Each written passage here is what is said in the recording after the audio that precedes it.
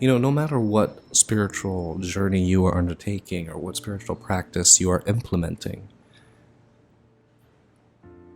a lot of the times that we see a version or a state of ourselves that we want to become, which is great because we want to essentially transcend what we are. But ironically, to awaken is to be present. To be present is to be fluid. To be fluid is a cessation of vulnerability.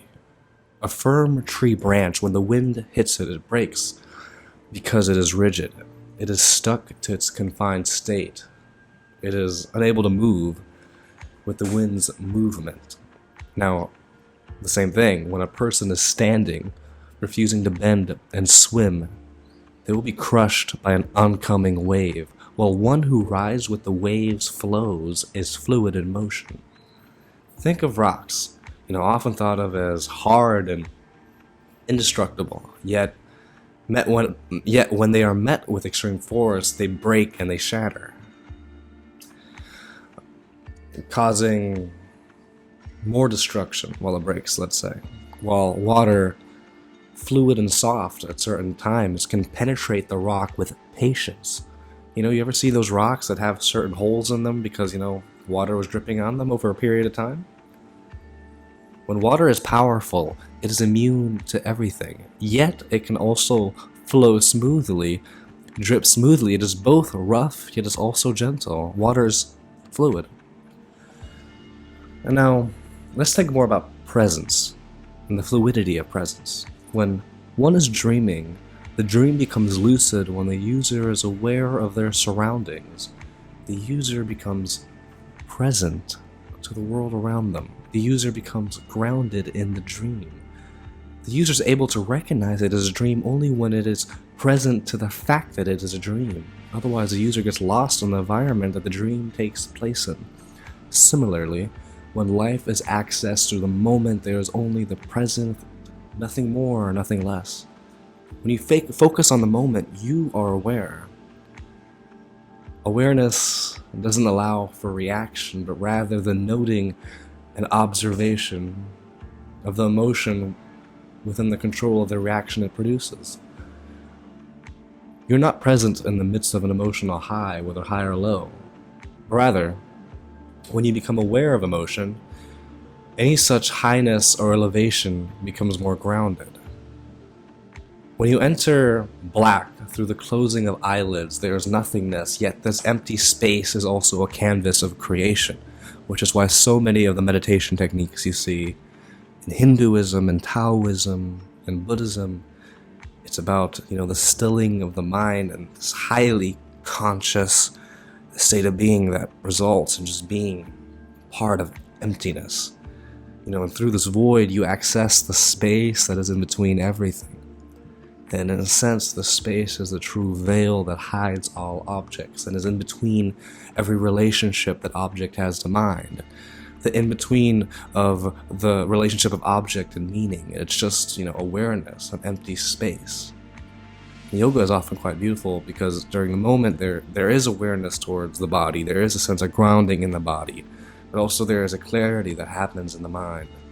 And when the body is moving, it's as if you are accessing the control station of the AI station your body naturally operates at. And with that, there is a deeper sense of freedom. Through learning, one may realize that laws and codes, in many cases, are very rigid. Oftentimes, when it comes to goals or life, there's rigidity and impatience, which only serve as a tool of aggravation. But to listen to the divine, which lies in between all that is, which is that emptiness, which is met through listening with intuition. And ironically, intuition has to be empty. Otherwise, the divine messages could be mistranslated from ego messages.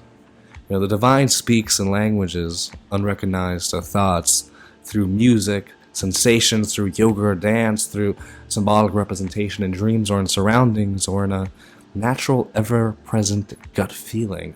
There's always a sense of fluidity when you're in touch with the natural flowing of life. And so through the sense of fluidity and presence, you see the access point.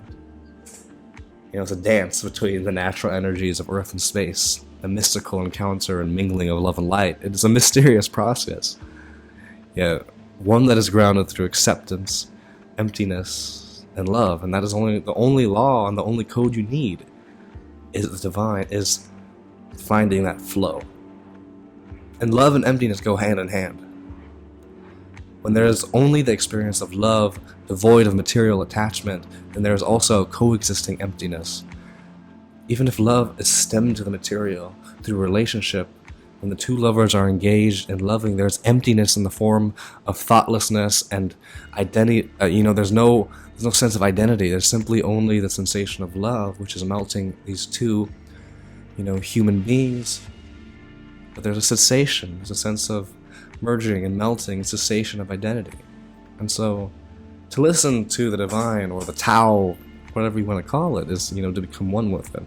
So there's no sense of being a receiver who has received a message. Is actually becoming silent to the sense of duality where it's receiver and received, and simply it's becoming one with the divine, thus experiencing oneness. And so when a message appears, it's a message because it comes from you when you are in cohesion and fluidity with the divine. The paradox is that the searching for the answer is equivalent of looking for a t-shirt you're already wearing. Realize it is within you and be calm and fluid with it. Do not place overly high expectations on meaning. The meaning thus loses its meaning because it becomes higher than awareness. Place awareness over everything else, presence, and so that's how you awaken. Because meaning becomes fluid. You're not this or that. Your purpose is not confined to one state and you are only this.